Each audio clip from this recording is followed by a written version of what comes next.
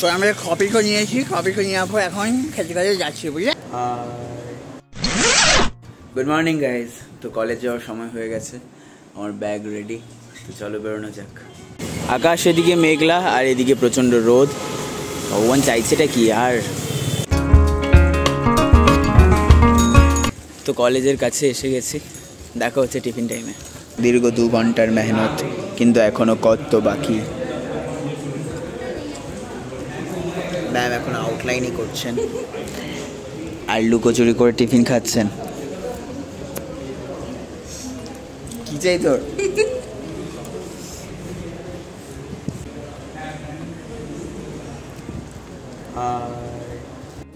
এক্ষুনি টিফিন হবে, কিন্তু এখন সব গল্প করছে, দেখতে পাচ্ছেন এরাও গল্প করছে, এইদিকেও গল্প চলছে।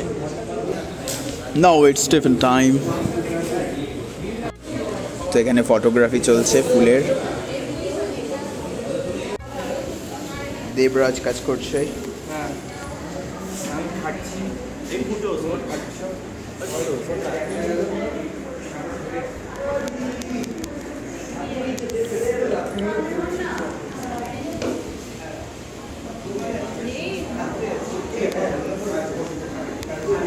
ওয়াও, নাইস নাইস, অসাধারণ।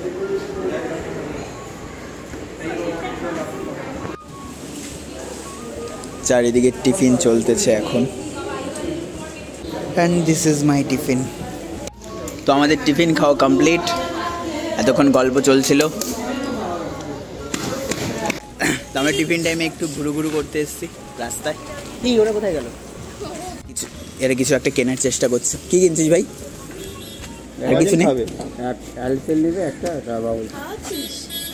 আমি মানি ব্যাগ আনতে ভুলে গেছি। ও এইটা নিয়ে নে, এটা ভালো। একটা আরে না, এটা নেই, এটা বেশি ভালো খেতে। এটা 3টে দিন, এটা একটা দিন, এটা সেই লোককে কষ্ট করাবি।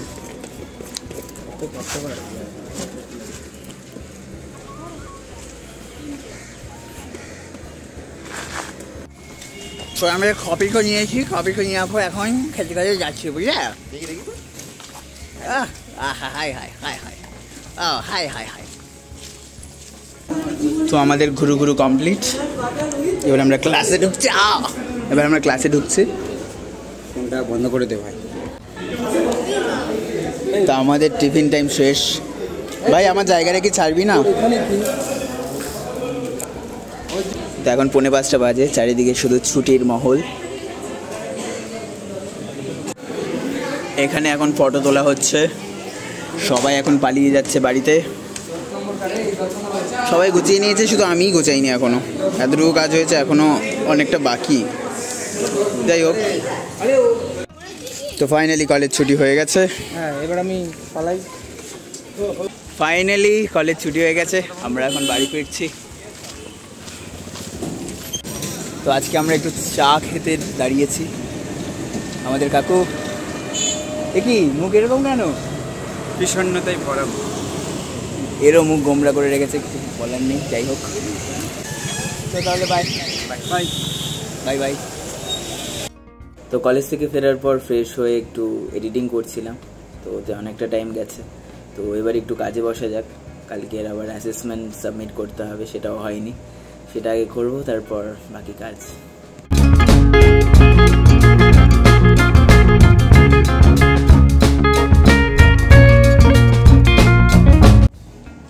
এবার চলো আজকে কবিতা লেখা যাক। তো আজকের কবিতা লেখা ডান। তো আজকের কবিতা লেখা ডান। তো আজকে আমি যে কবিতাটা লিখেছি সেটা আরজি করে যে ঘটনাটা ঘটেছে সেটা মাথায় রেখেই লিখেছি। অ্যাকচুয়ালি আমার তো খুবই খারাপ লেগেছে ঘটনাটা শুনে। যাই হোক, যারা জমায়েত হচ্ছে, যারা বিরোধ করছে, তাদের মনোবল আরও বাড়াতে আমি এই কবিতাটা লিখেছি।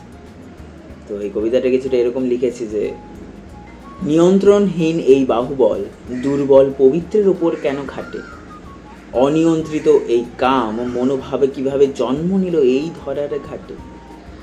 বন্দুকের একটা গুলি ওই মাথাতে পড়ে সমাজের চৌখাটে ফলাফলের উদাহরণ তৈরি করা উচিত। গর্জে ওঠা পিশাচের বুকে তলোয়ার বিধিয়ে উৎস থেকে তাদের উপচে ফেলা উচিত। দুঃখের আগুনে ঝলসে উঠুক পাপিষ্ঠেরা, ভয় থাকুক একটি বারেরও চিন্তনে, সবার মনে সাহস থাকুক, গর্জে উঠুক নষ্ট মানবের কণ্ঠ কাঁপুক চোখের রক্তক্রন্দনে, চোখের রক্তক্রন্দনে। তো যারা জমায়েত হচ্ছ, all the best, we want justice. তো আজকের ব্লগটা আমি এখানেই শেষ করছি। ভালো লাগলে লাইক শেয়ার কমেন্ট করো আর সাবস্ক্রাইব করতে ভুলো না। তো দেখা হচ্ছে নেক্সট ব্লগে। টাটু, বাই বুই। এই এখন সবাই বসছি